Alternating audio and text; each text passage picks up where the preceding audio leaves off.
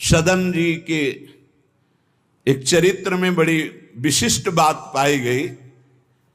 देखो, सदन जी का जो जन्म है, इसी से हमें ये पता चलता है कि भगवान केवल भाव देखते, केवल भाव देखते हैं।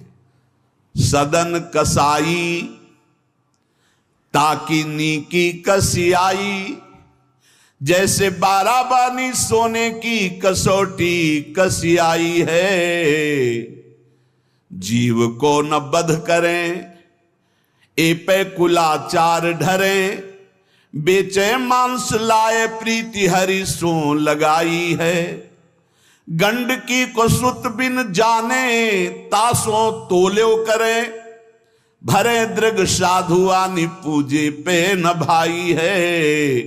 कही निस सुपने में वाही ठोर मुंह को देवो, सुनो गुण गान रीझो ही की सच्चाई है।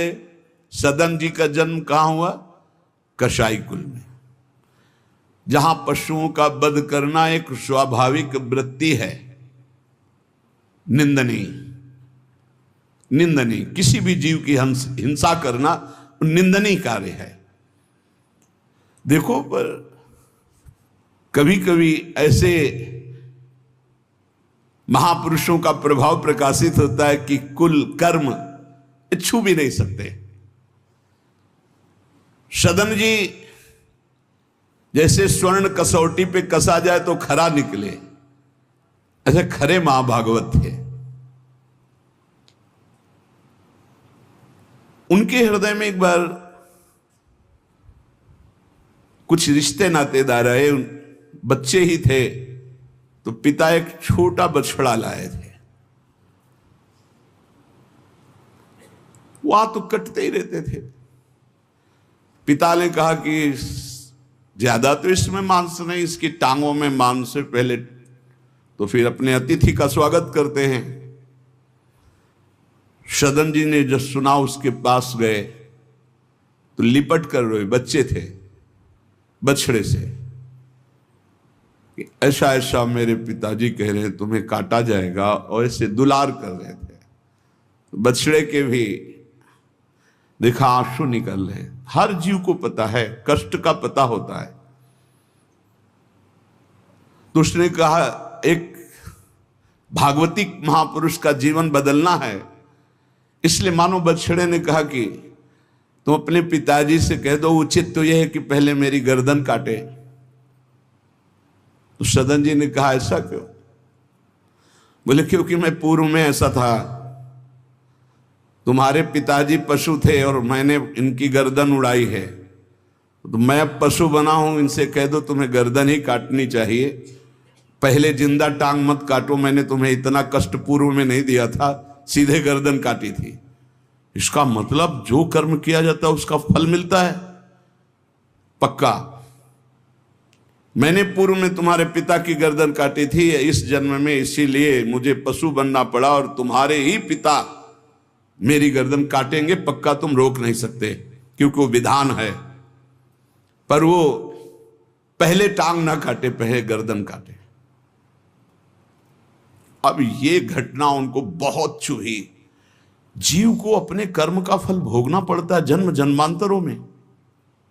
बच्चे ही थे, कुछ संत मंडली जा रही, यही है मत की रति गति भूति भलाई, जब जे जतन जहां जे पाई, सो जानो सत्संग प्रभाव।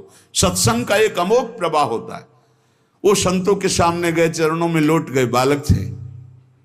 संत जनों ने, उठो उठो बच्चे, तो रोते हुए बोले कि हर कर्म का फल जीव को भोगना पड़ता है, कोई ऐसा साधन है जिससे कर्म का फल ना भोगना पड़े और जीवन मुक्त हो जाए, जीव मुक्त हो जाए? उनका भगवान का निरंतर नाम रटना। श्री हरि हरि नाम निरंतर रटे और स्वयं किसी जीव को कष्ट ना दे और संतों का संग करता रहे तो जीवन मुक्त हो जाएगा। बस छोटे से बालक सदन जी में बात बैठ गई। बस अंदर शुरू कर दिया, हरि श्री हरि श्री हरि श्री हरि। संतों की बात मान ले तो परम पद जेब में है। अब पिताजी जब तक रहे तब तक वो वध करते रहे जीवों का, लेकिन सदन जी ने कभी कभी किसी का वध नहीं किया। वो कुल परंपरागत मांस खरीद लाते और उसी को मुनाफा करके बेचते और परिवार का पोषण करने लगे। एक दिन ये रास्ते में आ रहे थे तो किसी साधु का बटुआ ढीला होगा तो शालिग्राम भगवान गिर पड़े थे। इन्होंने उठाया कि अच्छा चमकता हुआ कोई पत्थर है, तो शालिग्राम भगवान को लाए तो उन्होंने अंदाज में कि आधा 1 किलो के वजन का काम तो करेंगे, तराजू में रख दिया।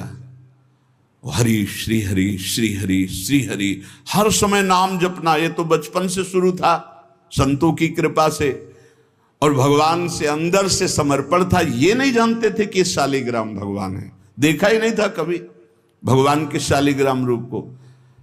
अब जैसे कोई कहता कि 5 किलो दो तो 5 किलो शालिग्राम बन जाते, 2 किलो तो 2 किलो दो। अब तो बहुत बढ़िया काम की बाट बदलने की जरूरत नहीं, एक ही बाट में जितना मांगो उतना दे दें और ठीक वजन उतना ही होता, कभी किसी को संशय नहीं हुआ। एक दिन वो संत समागम करते ही थे तो एक संत भगवान आए। कोई इनके यहां ये भेद नहीं मानता था कि ये अमुक कुल की, क्योंकि इतने महाभागवत थे। संतों के चरणामृत लेना, उनके पास बैठकर सत्संग करना, तो संत जन इनके यहां आकर के बैठते थे। इनके यहां आकर के थोड़ी देर भगवत चर्चा, बड़े उच्च कोटि के भाव सदन जी के प्रकाशित थे। तो एक संत भगवान ने देखा कि ये तो बड़े सिद्ध शालिग्राम हैं, इनमें तो चक्र का चिन्ह भी है और ये इससे मांस तोलते हैं। अश्रुपात होने लगे संत जी के कि ऐसा अनर्थ करते हो तुम, भगवान के भक्त हो। संत जी ने सदन जी से बताया कि ये जानते हो तुम्हारे बांट नहीं है, स्वयं शालिग्राम भगवान है, और इतना घृणित कार्य कि तुम इनसे एक तरफ मांस और एक तरफ शालिग्राम। बड़ी बड़ी उनको व्यथा हुई। सदन जी ने कहा मुझे कुछ पता नहीं, मैं नहीं जानता, मेरे लिए तो ये बहुत सिद्ध बांट है, मैं जितना ग्राहक मांगता है उतना ही, आधा किलो तो आधा किलो, 5 किलो तो 5 किलो बन जाते हैं। आप देखो अपने कुल कर्म को कर रहे हैं और नाम जप कर रहे हैं और संतों की कृपा है। तो देखो अचानक रास्ते में भगवान शालिग्राम जी मिले थे। उन्होंने कहा अगर ये भगवान है तो आप ले लो, हम तो सेवा पूजा कुछ जानते नहीं, आप इनको ले जाओ। संत जी ले गए और देखो ये हृदय में बैठा लीजिए, संत मिले मतलब आखिरी जन्म हमारा है। विश्वास अगर कर ले, पक्का समझ लीजिए ये तुम्हारा विश्वास काम करेगा। संतों के चरणों का सानिध्य मिला तो देखो सदन जी हरिनाम जपने लगे, सदन जी के हृदय में संतों के प्रति प्रियता बढ़ी, शालिग्राम भगवान मिल, सब बानक बन जाता है। अब संत जी शालिग्राम भगवान को ले गए, एकांत में जाकर के भगवान का पंचामृत से अभिषेक किया और इसके बाद वेद की स्तुति की, पुरुष सूक्त, शास्त्र शीर्षा पुरुषा सहस्राक्षा शास्त्रपात। भगवान को बिल्कुल अच्छा नहीं लगा। देखो भगवान प्रीति चाहते हैं, सिद्धांत एक अलग होता है। संत जी को लगा था कि कसाई कुल में जन्मे हैं, मांस का उधर पल्ला इधर ठाकुर, क्या अपराध कर रहा है उनको ऐसा, और बाहरी दृष्टि में लगता भी ऐसा ही है। तो कहा भयो जो पे बड़े कुलहू में जन्म भयो, जप तप नेम व्रत साधन अपार है। कहा भयो तीर्थ अनेकन गमन किए, गयो नहीं जौलो निज मन को विकार है।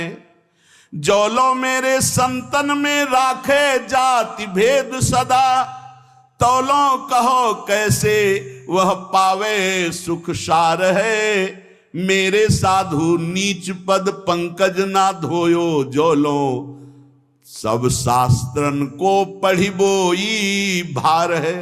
जरा भी भाव किसी भी संत जो भगवत मार्ग के प्रतीक है, जाति पक्ष में, रूप पक्ष में, और एक खास बात थी सदन जी में, दैन्यता, कि मैं तो किसी योग्य नहीं, और उनको पता भी नहीं था कि शालिग्राम भगवान हैं।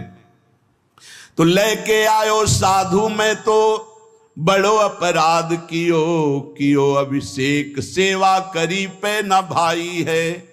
ये तो प्रभु रीझे तो पे जोई चाहो सोई करो गरो भरी आयो सुनिमति बिसराई है। तेई हरि उरधारी डारी दियो कुलाचार चले जगन्नाथ देव चाह उपजाई है। मिलो एक संग संग जात वे सुगात सब तब आप दूर दूर रहे जान पाई है। संत जी ने बड़ा अभिषेक किया, वेद स्तुति की, भगवान को भोग लगाया, बड़ी प्रसन्नता से उच्च सिंहासन पर विराजमान किया। भगवान उसी समय आकाशवाणी हुई, ए साधु, मुझे ये तुम्हारी वेद स्तुति बिल्कुल पसंद नहीं, तुम्हारा ये पंचामृत स्नान भोग, ये सब तुम मेरे भक्त पर नीच बुद्धि करके मुझे लाए हो ना। ये मुझे तुम क्या समझते हो? वेद मेरी श्वासों से ही तो प्रकट हुए हैं। वेद क्या है? भगवान की श्वासों से वेद का प्रादुर्भाव हुआ।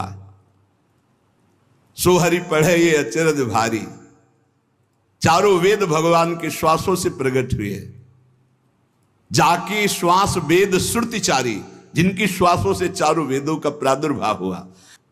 मैं वेद की स्तुति और गंगा जल से उतना प्रसन्न नहीं होता जितना मैं अपनेपन के भाव से, मेरे सदन जी हैं और मैं सदन जी का हूं, मैं बिल्कुल तुम्हारी सेवा से प्रसन्न, मैं अपराध मानता हूं कि तुम वहां से मुझे लाए हो। साधु जी यह बात सुनकर एकदम घबरा गए। शालिग्राम भगवान को लिया, दौड़ते हुए सदन जी के पास गए और गदगद स्वर में कहा, मैंने भारी अपराध कर दिया,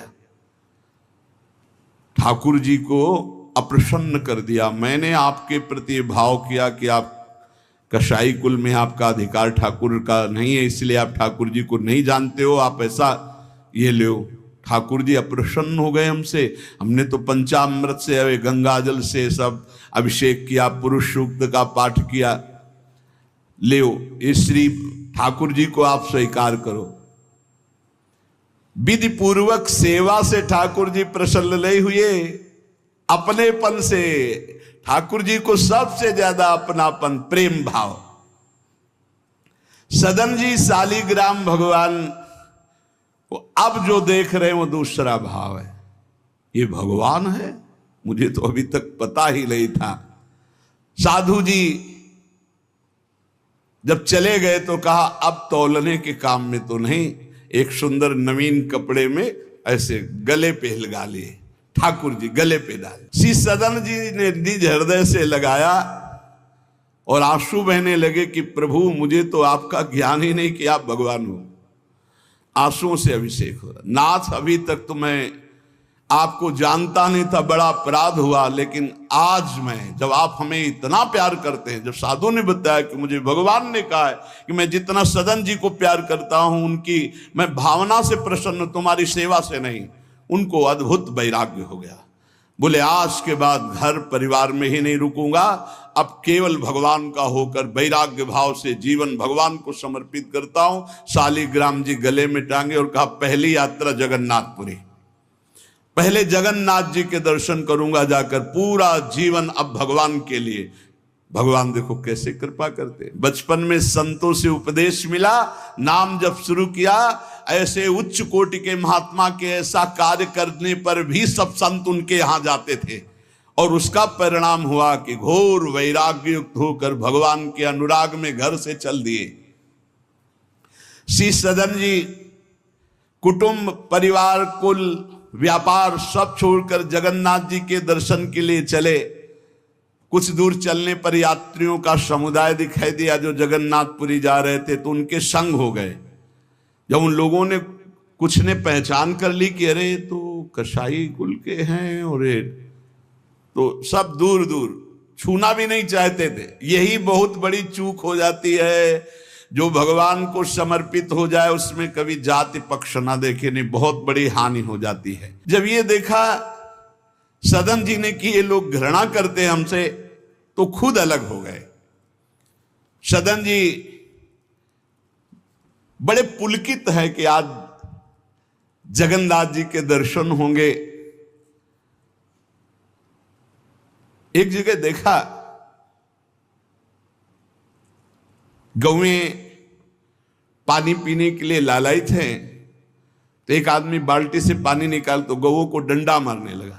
सदन जी ने कहा क्यों, पानी क्यों नहीं पीने देते? तो बोले इतना गहरा कुआं है, घसीटने से हमारे हाथ दर्द होते, अपने घर के लिए ले जाएंगे कि इनको पिलाएंगे? तो उनका अगर आप कृपा करें कुछ समय हमें दे दें बाल्टी और मैं भरूं, तो बोले मुझे फिर कोई परेशानी नहीं। भर भर करके 2500 गाय थी, सबको पानी पिलाया। शाम हो गई, पानी खींचने में पिलाने में समय लगा, तो उन्होंने सोचा गांव में भिक्षा मांग लेते हैं और आज रात्रि कहीं एकांतवास कर लेते हैं, सुबह जगन्नाथ जी के दर्शन करेंगे। तो आयो मग गांव भिक्षा ले नई ठाव गयो, नयो रूप देखी को तियारी जी परी है, बैठो या ही ठौर करो भोजन निहोरी कहो, रहो निसि सोई आई मेरी मति हरी है, ले वो मुंह को संग गरो काटो तो न होए रंग, बूझी और काटी पति ग्रीव पे न डरी है, कही अब पागो मोशो ना तो कौन तो सो मोसो, सुर करी उठी इन मार्यो भीर करी है। बहुत कठिन है, वैराग्य लेकर भगवान के मार्ग में परम दयालु स्वभाव श्री सदन जी जगन्नाथ जी के दर्शन करने। रास्ते में एक घर में आवाज लगाई भिक्षाम दे, भगवान की लीला। एक स्त्री निकली भिक्षा लेकर, देखा रूप, तो जो भगवान का नाम जप करते हैं, भगवान आश्रित होते हैं, उनका रूप अलौकिक होने लगता है। एक दिव्य आकर्षण होता है जो सबके चित्त को आह्लाद प्रदान करता है, क्योंकि आनंद स्वरूप भगवान का निरंतर चिंतन होता है। उसके प्रभाव से मुखाकृति में एक अद्भुत लावण्य, एक अद्भुत आकर्षण होता है। वो स्त्री ने देखा कि नवयुवक भिक्षुक तेजस्वी, वो रीझ गई, देखते ही रीझ गई, और उसने कहा कहीं मांगने की जरूरत नहीं, आप यहां बैठो और भोजन करो। सदन जी ने कहा हमें पाना तो है ही, जब आप पवाने के लिए कह रही तो पवा दीजिए। स्वाभाविक, क्योंकि अभी वैराग्य मार्ग में निकले। उस स्त्री ने प्रार्थना की, भोजन बना के पवाया और कहा प्रभु यदि आज रात्रि यहीं विश्राम कर लें तो आपको क्या, सुबह जगन्नाथपुरी चले जाइए। आपने उस स्त्री के विशेष आग्रह को स्वीकार करके उसके घर में शयन करना स्वीकार कर लिया। जब उसके पति सो गए तो रात्रि में उठ करके आई और आपके पास आकर बोली कि मैं आपको देख करके काम से पीड़ित हो चुकी हूं, अतः आप मुझे स्वीकार कीजिए और मैं सदा सदा के लिए आपके साथ के लिए चल दूंगी। सदन जी ने कहा यदि तू मेरा गला भी काट डाले तो भी मैं तुझे स्पर्श नहीं कर सकता, क्योंकि तेरा पति है। अच्छा, उसने गलत अर्थ ले लिया। उसके भाव में आया कि अगर पति है तो ये स्पर्श नहीं करेंगे, अगर पति ना हो तो स्वीकार कर लेंगे। कोआ मदांधो मदना तो रोवा, अंधों में भी अंधा कौन है, बोले जिसमें काम जागृत हो जाए। वो ऐसे काम से व्याकुल हो गई कि सोते हुए अपने पति का बिल्कुल भी प्रियता न रखते हुए गला काट दिया और आकर बोली सदन जी से कि अब मुझे स्वीकार करो, आपको पति का भय था ना, गला काट दिया। सदन जी ने कहा कि तू कितनी नीच है, जब तू अपने पति का गला काट दिया तो तू कितनी नीच है, इतना सोचा है? वैसे ही मैं तुझे स्पर्श नहीं करता, अब तो तुझे देखना भी नहीं। तो स्त्री ने कहा मुझे ऐसा मत समझो कि मैं तुम्हें भी बख्शिश दूंगी, तेरे कारण मैंने अपने पति का गला काटा है, तो फिर तू भी नहीं बच सकता। तो सदन जी ने कहा क्या कर सकती हो? तो उसने कहा मुझे स्वीकार करो, नहीं उच्च स्वर से अभी हल्ला मचाती हूं। माया का विचित्र तांडव, और मैं जोर जोर से सबको कहूंगी कि ये मेरे साथ गलत करना चाहता था, मैंने रोका, मेरे पति ने रोका, मेरे पति का गला इसने काट दिया, इसलिए अभी कहती हूं मैं आजीवन तुम्हारे साथ रहूंगी, मुझे ले चलो। सदन जी ने कहा गला कटवाना बर्दाश्त है, लेकिन स्पर्श नहीं कर सकता। ये सब चूकों की चूक का पूर्ण आहुति, इससे पूर्णता हो गई। मैं धर्म के विपरीत नहीं चल सकता, तू चाहे मेरा गला तू काट दे या समाज से कटवा दे। सदन जी भगवान के भक्त थे, उनके भोले भक्त होते हैं भगवान के, ज्यादा बुद्धि नहीं लगाते हैं, नहीं तो रुकना ही नहीं चाहिए था या उसी समय भाग जाना चाहिए था, भागना चाहिए था। वहां बैठ करके उपदेश नहीं, जब ऐसी घटना है तो भागना चाहिए था। जब वो कि प्रश्न करने के बाद जब सदन जी ने कहा कि तुम्हारा पति है, तुम ऐसा कैसा दुराचार पूर्ण भाव रखती हो, तुम मेरा गला काट दो तो भी तुम्हारा स्पर्श नहीं कर सकता। अब तो उसने देखा कि ये हल्ला मचा दिया, दौड़ो दौड़ो देखो ये ऐसा ऐसा। अब गांव के लोग इकट्ठा हो गए, तुरंत बंदी बनाए गए सदन जी। वहां कौन सुने सदन जी, कौन सुनता है? भीड़ में कोई सुनता है? कड़ा शासन बादशाह का था, उनके सामने पेश किया गया। हाकिम पकड़ पूछे कहे हंसी मार्यो हम, डार्यो सोच भारी कही हाथ कत डारी। कट्यो कर चले हरि रंग मांझ झिले, मानी जानी कछ चूक मेरी यह उर्धारी। जगन्नाथ देव आगे पालकी पठाई लेन, साधना सो भक्त कहा चढ़े ना विचारिए। चढ़ी आए प्रभु पास सुपनों सो मिट्यो त्रास, बोले दे कसौटी हूं पे भक्ति विस्तारिए। जब सामने बादशाह के पेश किया गया सदन जी को, पूछा गया स्त्री से क्या दोष है इनका? बोले साहब ये हमारे प्रति गलत भाव रख रहे थे, मेरे पति ने मेरी रक्षा की तो इन्होंने पति का वध कर दिया, फिर मेरे साथ तो मैंने हल्ला मचा दिया, फिर ये बंदी बनाकर आपके सामने ले गए। सदन जी से पूछा तो हंस दिया, उस स्त्री की तरफ देख के हंस दिया कि भगवान क्या लीला करना चाहते हो। और सदन से पूछा तुमने ऐसा किया? तो बोले जो ये कह रही वही सत्य है। उन्होंने विचार किया कि जन्म जन्मांतरों में हमारे कोई पाप हैं जिनका निस्तार भगवान करवाना चाहते, नहीं तो ऐसा क्यों लीला करते। उन्होंने कहा जो एक कह रही है वही बात मानी जाए। सहम गई स्त्री कि है क्या, वो भक्त को क्या जाने। विरोध नहीं किया सदन ने। भक्तों का बड़ा विचित्र स्वभाव होता, समझ पाना बड़ा कठिन। उन्होंने कहा जो कह रही है सत्य है।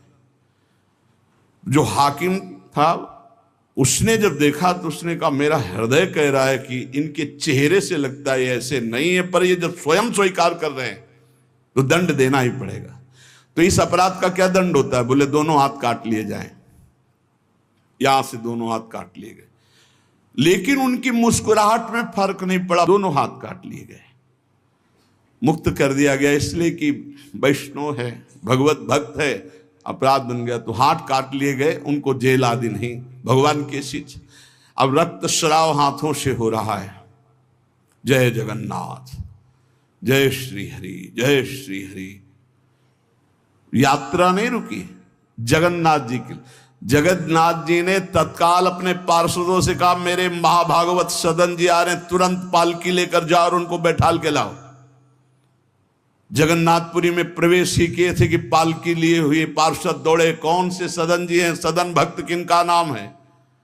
तो उनका सदन तो इस अधमदास का नाम। पालकी पे बैठो जगन्नाथ जी। अरे उनका कैसे पालकी, भगवान की भेजी हुई पालकी में, पालकी को साष्टांग दंडवत किया ऐसे कि भगवान की नहीं, जबरदस्ती भगवान के पार्षदों ने उठा के पालकी में, जय जगन्नाथ। सदन जी सोच रहे कौन सी लीला है, वहां हाथ कटवा रहे। या इतना बड़ा सम्मान कि किसी को नहीं मिल सकता। जगन्नाथ जी के पार्षद पालकी लेकर जब जगन्नाथ जी के सामने गए तो आंख में आंख मिलाई और कहा, प्रभु इच्छा तो थी कि हाथ जोड़कर आपको, पर अब हाथ ही नहीं, तो ऐसे ही जीव किया तो जैसे स्वप्न में दुख मिला था जागते ही खत्म हो जाता है, ऐसे ही कोई पीड़ा नहीं, कोई हाथ कटे नहीं, पूरे नवीन हाथ और साष्टांग भगवान को दंडोत। भगवान ने कहा कि तुम हमारी कसौटी में पास हुए, जाओ, तुम्हारे द्वारा इस जगत में भक्ति का विस्तार हो। जो तुम्हारे लीला चरित्रों का गायन करेंगे, जो तुम्हारे भाव, तो तुम उनके अंदर भी जैसी तुम्हारी सामर्थ्य भक्ति की, वैसी भक्ति की जागृति हो। ये हमारे भगवत मार्ग में भगवान विधि निषेध को नहीं देखते, भगवान भाव को देखते।